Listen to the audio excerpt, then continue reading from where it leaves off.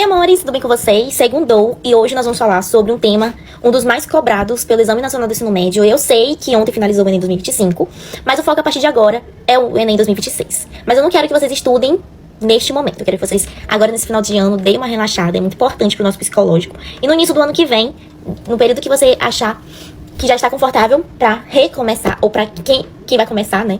Enfim, que vai fazer o Enem pela primeira vez ano que vem, começar a estudar, aí vocês voltam aqui no meu canal pra conferir esses vídeos, é a playlist de física, assim como das outras disciplinas que já estão aqui disponíveis, certo? A gente vai finalizar essa playlist no dia 9 de março do ano que vem, então toda segunda-feira vai ter física até 9 de março, talvez seja uma coisa exaustiva, mas eu quero a participação, a interação de vocês comigo, né?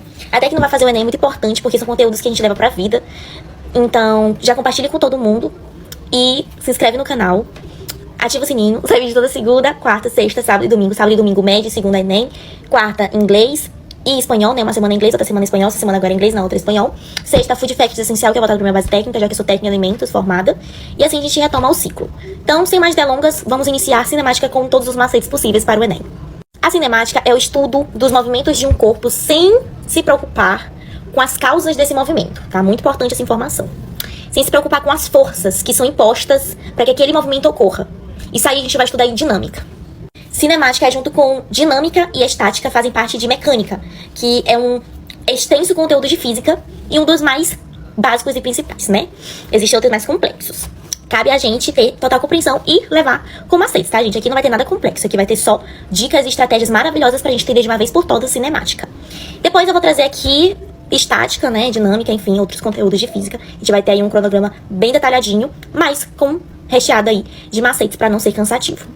Os principais movimentos estudados, cobrados pela cinemática são o movimento retilíneo uniforme, MRU, e o movimento retilíneo uniformemente variado, e MRUV. Então, MRU e MRUV. Lembrando que a gente tem um movimento uniformemente variável, né? Já disponível aqui, que junta os dois.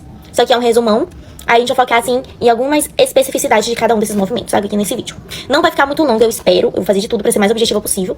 Então, é isso. Mas se ficar também, vocês vão assistir. A gente vai começar com o movimento retilíneo uniforme, MRU. E a sua característica principal é a velocidade constante, o V constante, que significa que a aceleração vai ser sempre zero, tá? Então, a gente vai ter a fórmula da velocidade média e da função horária da posição, que a gente retrata como S.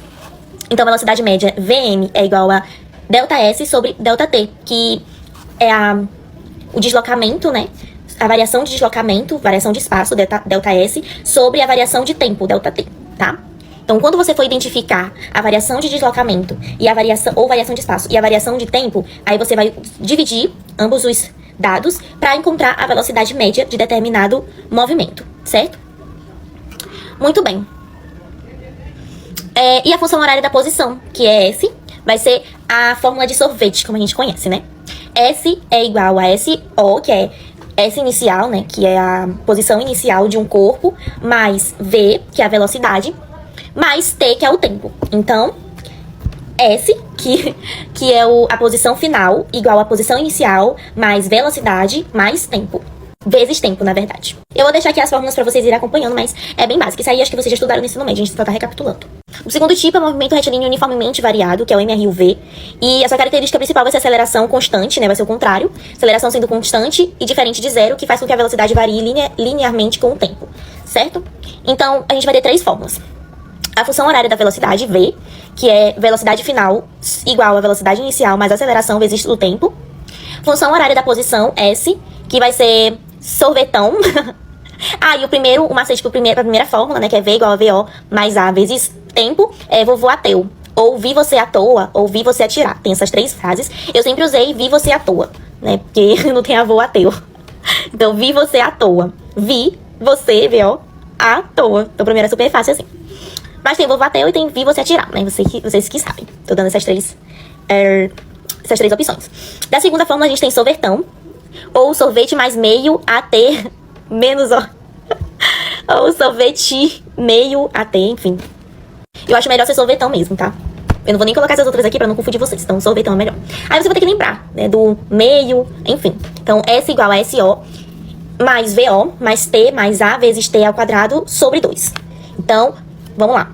Posição final igual a posição inicial mais velocidade inicial vezes o tempo mais aceleração vezes o tempo ao quadrado sobre 2. Muito bem. E a terceira, que é uma das mais conhecidas, que é a equação de Torricelli. A gente tem V ao quadrado igual a VO ao quadrado mais 2 vezes A vezes ΔS. Então, velocidade final ao quadrado igual a velocidade inicial ao quadrado mais 2 vezes a aceleração vezes o deslocamento. O macete é: vi você com 2 amigas. Então vamos para as dicas de ouro pra gente finalizar a cinemática. Ah, Lai, tu vai fazer exercício? Vou fazer exercício com vocês. Eu acho que é melhor assim. Eu tava pensando em fazer em outro vídeo, né? Mas acho que eu vou juntar tudo. Exercícios do Enem. Mas vamos finalizar aqui a parte conceitual. Então, a gente precisa analisar a situação para escolher a fórmula certa. Em MRU, a gente vai ter a velocidade sendo constante. Então, a gente vai usar a fórmula de sorvete ou velocidade média.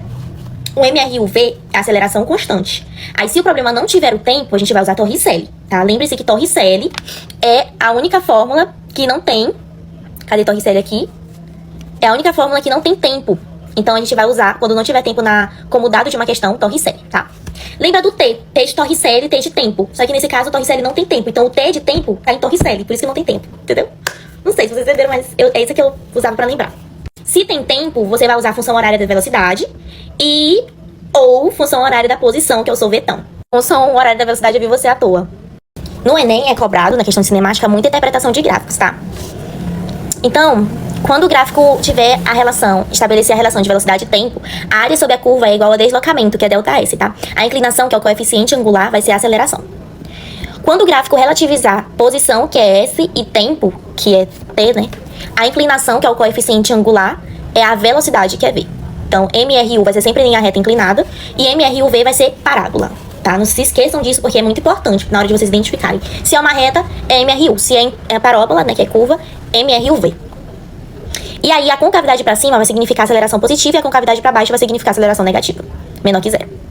Uma coisa muito importante também é atenção às unidades. Sempre verifique se as unidades estão consistentes. Geralmente no SI, no Sistema Internacional, né, que usa metros, segundos e metros por segundo para a velocidade.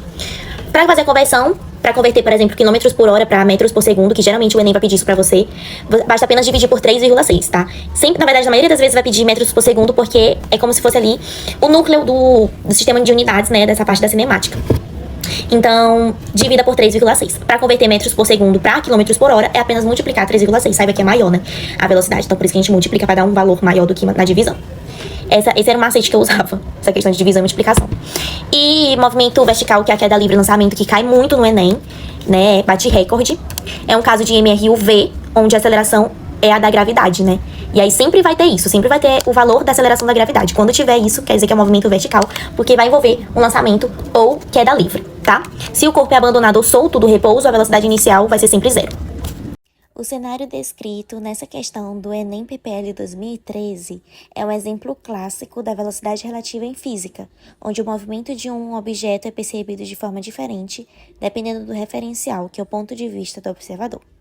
A percepção do piloto francês de que o projétil alemão estava aparentemente imóvel no ar é perfeitamente possível, mesmo que ambos estivessem em pleno deslocamento. O projétil só pareceria parado em relação ao avião se ele tivesse a mesma velocidade e mesmo sentido de movimento que o avião. Um conceito-chave para entender isso é que quando dois objetos se movem com idêntica velocidade de direção, a velocidade relativa entre eles é nula, ou seja, zero.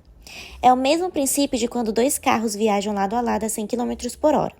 O motorista verá o outro carro como se estivesse estacionado ao seu lado, apesar de ambos estarem se deslocando rapidamente em relação ao solo. Agora, fazendo uma análise detalhada dessa questão, o piloto a bordo da aeronave observou o artefato bélico, que é o projétil, como se estivesse estacionado em seu campo de visão. Isso implica na observação de imobilidade, que significa que a rapidez do projétil, quando observava a partir do referencial do avião, era zero. A única situação em que a diferença de velocidade entre os dois corpos é zero é quando eles estão se movendo na mesma direção ou eles têm rapidezes equivalentes. Verificando a solução, percebemos que a alternativa que reflete essa condição é a E, em que se o avião e o projétil têm a mesma velocidade e mesmo sentido, a velocidade relativa é zero e o projétil parece imóvel para o piloto. Agora, fazendo uma refutação das demais opções, equivalente a possível armadilha, a letra A não poderia ser devido ao disparo em direção ao avião parada pelo ar. Um projétil mantém sua inércia. Ele não para no meio do voo para justificar a observação.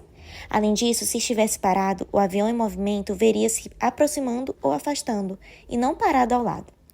Letra B está errada pelo avião com velocidade visivelmente superior. O avião estaria ultrapassando o projétil. O projétil pareceria movendo-se para trás em relação à aeronave. A letra C está errada devido ao disparo para cima com velocidade constante. Ignora o deslocamento horizontal do avião e o fato de que a gravidade faria a velocidade vertical do projétil diminuir, impedindo uma velocidade constante idêntica à do avião. E, por fim, a letra D incorreta, devido ao movimento em sentido oposto em mesma velocidade. Se estivessem em direções contrárias, o projétil se aproximaria ou afastaria do avião com uma velocidade que seria a soma das duas velocidades, fazendo-o perceber extremamente rápido.